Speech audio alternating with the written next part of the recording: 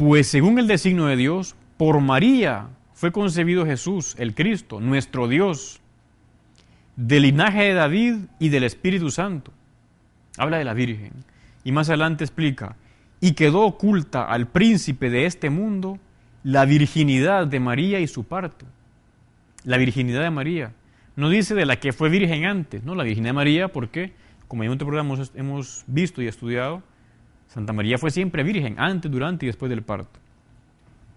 Bien, llegamos al final de estos comentarios sobre Ignacio de Antioquía y quería referirme a la carta que él escribió a Policarpo, que era obispo en otra diócesis, en otra zona llamada Esmirna. Policarpo, que conoció a San Juan y fue discípulo de San Juan, recibe esta carta de Ignacio, que es preciosa, le dice unos consejos lindísimos. Comienza diciendo, Ignacio, a Policarpo, obispo de Esmirna, mejor, a aquel sobre el que ejerce el episcopado Dios Padre y el Señor Jesucristo, le deseo una alegría sobreabundante. Se le llama obispo de Esmirna, pero más bien en quien ejerce el episcopado Dios Padre y el Señor Jesucristo, porque hay conciencia en ellos, que Dios está actuando en ellos. Bueno, entonces ahora pasamos al consejo que le va a dar, para que Policarpo fuera fiel en aquella comunidad como obispo. Le dice, te exhorto en la gracia de que has sido revestido, a que te apliques a tu carrera y exhortes a todos para que se salven. Cuida de la unidad, pues no hay nada mejor que ella. Soporta a todos, como también el Señor te soporta a ti. Aguanta a todos, con amor tal y como ya lo haces. O sea, le está diciendo de que él tiene que ser soporte para los demás, como obispo, como cristiano. Y luego va a darle otra serie de consejos, como el siguiente dice, dedícate a la oración sin cesar. Pide más conocimiento del que tienes. Vigila con un espíritu que no duerma. Habla cada uno al estilo de Dios. Soporta las enfermedades de todos como un atleta perfecto. Y más adelante, refiriéndose a las sectas que van apareciendo ahí, le dice, no te engañen los que aparentan ser dignos de crédito, pero enseñan doctrinas contrarias. Mantente firme como un yunque golpeado. Lo propio de un gran atleta es dejarse la piel y vencer. Son consejos muy actuales. A veces uno puede sentir la tentación de irse por unas creencias más fáciles que relajan o rebajan un poco la fe, o dejarse llevar pues por el mundo, comportamientos que no son correctos. Hay que mantenerse firme, como estos primeros. Policarpo, como veremos, también murió mártir. De hecho, Policarpo es el primer mártir de quien se conserva un relato de su martirio y en quien se aplica por primera vez esa palabra, mártir, para designar a un cristiano muerto por la fe. ¿Quién era Policarpo de Esmirna? Él era un joven que nació hacia el año 70 en una familia cristiana, católica se entiende, y llegó a ser obispo de Esmirna, una comunidad ahí en esa primera época. Según San Ireneo, que le conoció y fue discípulo de él, San Policarpo recibió las enseñanzas de los apóstoles. Fue enseñado por los apóstoles, en concreto por San Juan, que lo consagró obispo. Y San Policarpo parece ser que es aquel a quien se le escribe una carta en el Apocalipsis, al ángel de la iglesia de Esmirna. San Policarpo realizó una fecunda labor pastoral, consiguió o puso los medios para que muchos gnósticos volvieran.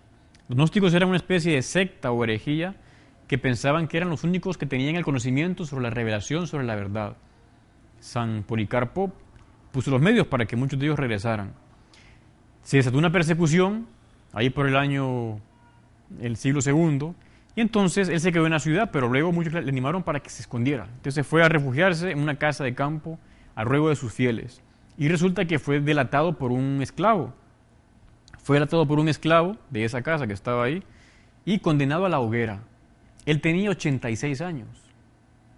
Sabemos, los primeros cristianos eran de una pieza, una categoría, una fe. Con 86 años prefiere morir antes que traicionar a Cristo. Y resulta que los de Esmirna redactaron una carta al año de su martirio contando cómo fue ese martirio. Voy a leer un par de textos breves, vamos terminando ya, donde se ve el talante de San Policarpo. Dice: al entrar Policarpo en el estadio, le llegó una voz del cielo: sé fuerte, Policarpo, y pórtate como un hombre. Nadie vio al que lo dijo, pero la voz la oyeron algunos de los nuestros que estaban presentes. Luego resulta que el procónsul que tenía a su cargo el juicio de Policarpo, le dice, tratando de persuadirlo, le dice: considera tu edad, jura por el genio del César, cambia de parecer. O sea, como que adorar al César. Y le dice: jura y te libero, maldice de Cristo. Pero Policarpo le contestó: 86 años le llevo sirviendo y nada malo me ha hecho. ¿Cómo podría maldecir a mi rey que me ha salvado? Ahí está a punto de que lo quemen en la hoguera y San Policarpo se mantiene firme. Luego le amenaza el juez con que va a ser condenado, con que va a ser quemado, y le dice Policarpo: amenazas con un fuego que se consume en 1 hora y se apaga al poco tiempo. Ahora bien, desconoces el fuego del juicio venidero y del castigo eterno reservado a los impíos. Pero, ¿por qué lo difieres? Haz lo que quieras, como retándolo, porque ya se da cuenta que iba a entrar en la comunión con Cristo. Y por último, cuando intentan como amarrarlo ahí al árbol para clavarlo más bien y poder quemarlo, dice: dejadme así, porque el que me concede soportar el fuego, también me concederá el quedarme quieto sin desfallecer en medio del fuego. Entonces al final viene un breve relato de cómo fue cuando ya lo quemaron a él. Dice la carta: cuando hubo enviado su amén al cielo y acabado su oración, los encargados del fuego lo encendieron. Una gran llama brilló y nosotros vimos un prodigio. Estaba en medio del fuego, no como carne que se consume, sino como pan que se cuece, o como oro o plata, que se purifican en el fuego. Nosotros percibimos tal perfume que creíamos aspirar incienso o cualquier otro precioso aroma. Y ahí se cuenta esa muerte de San Policarpo de Esmirna, San Policarpo que fue discípulo de San Juan, y vemos esa tradición de la iglesia, transmisión de enseñanzas y verdades. Antes que se me olvide, al inicio de esta carta que relata el martirio de Policarpo, dice: la iglesia de Dios que peregrina en Esmirna, a todas las comunidades de la iglesia santa y católica. O sea, en esta carta es la segunda vez, en la de Ignacio fue la primera vez, pero en esta carta es la segunda vez que aparece el nombre de católica referida a la iglesia de Jesucristo. Bien, con esto hemos llegado ya al final de este programa. Hoy hemos tenido como la segunda parte de la tradición de la iglesia. Hemos hablado de los padres apostólicos, es decir, padres, sacerdotes, cristianos que conocieron a los apóstoles y que transmitieron lo que habían recibido de ellos.